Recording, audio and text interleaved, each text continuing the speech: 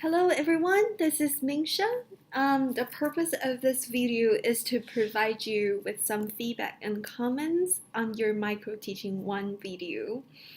So I just watched your video. I think overall you did a great job. I really like um, how you edited your video, and I really appreciate how much effort you put in this assignment. And I think overall, I think you did a great job in terms of introducing new topic. And also, I really like the translanguaging activity at the very end. I think it's a great strategy, and I think it demonstrates how you were paying attention to the class and how you internalized the information we taught you in the class. So it's a great work. So 2 things you might want to consider to improve in this video. So the first one is the introduction part. So when you're presenting the objectives, remember in class when we learn about how to write objectives, we talked about the objectives they need to be presented orally in a written form, which means you need to read out loud with your students, and then you need to present it, for example, either in a PowerPoint or either you write it in a whiteboard. So the objectives need to be presented orally and in a written form, and also they need to be explained. Some students or some student teachers, they would just display the objectives to say, see, those are the objectives. But other than that, you need to read out loud with your students, and also you need to, explain what they're going to do. So it's very clear. So the students are very clear about what they're going to do and what they're going to accomplish at the end of the class. Okay, so that's the first thing you might want to consider. So after the introduction part, I really like this activity. I think it's a great modeling for students. So this is how you present new information, and I really like how you explain things. I really like your teacher's talk. You're speaking in a natural tone, not too slow or not too fast. So I think it's a great, very professional. And continue synonyms, antonyms, and continue here. So you're checking students' comprehension of the new information. Great job.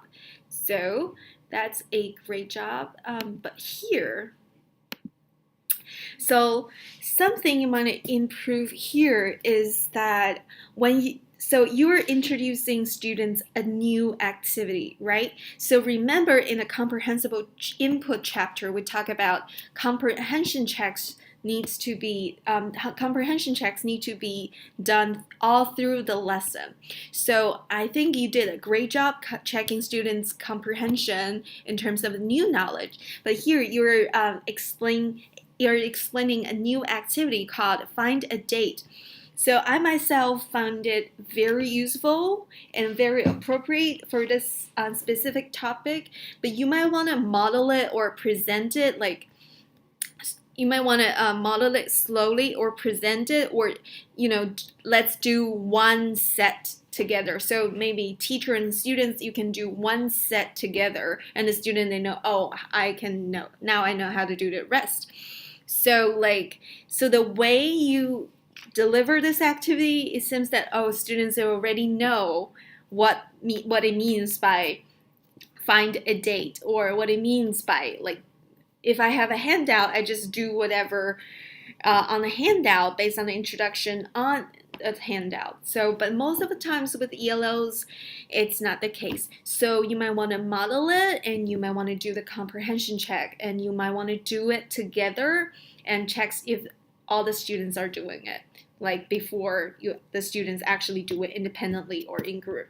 Okay, so this is it. And so this is the strategy I really, really like.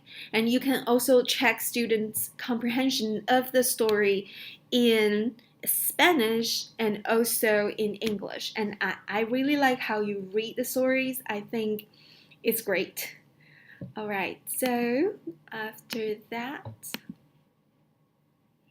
and I really like at the end of a class, you're assessing students' knowledge, like to see if students are able to apply the knowledge.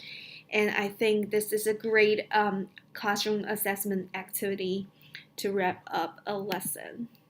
So, good job overall. I really appreciate the quality of your work. So, two things to consider. The objectives need to be presented orally in a written form, and it'll be great for ELL students if you can explain it and also check their comprehension about what they're going to do or what they are expected to do after the lesson. Second is that when you're introducing an activity, before students do it, you might want to model it first, and you might want to check students' comprehension of the handout. You might want to display the handout and do a model it, or you can ask like two students to do an example for the other students. So that might be a way to explain an activity. Other than that, great work. I'm looking forward to seeing your next micro teaching video assignment, and have a great day.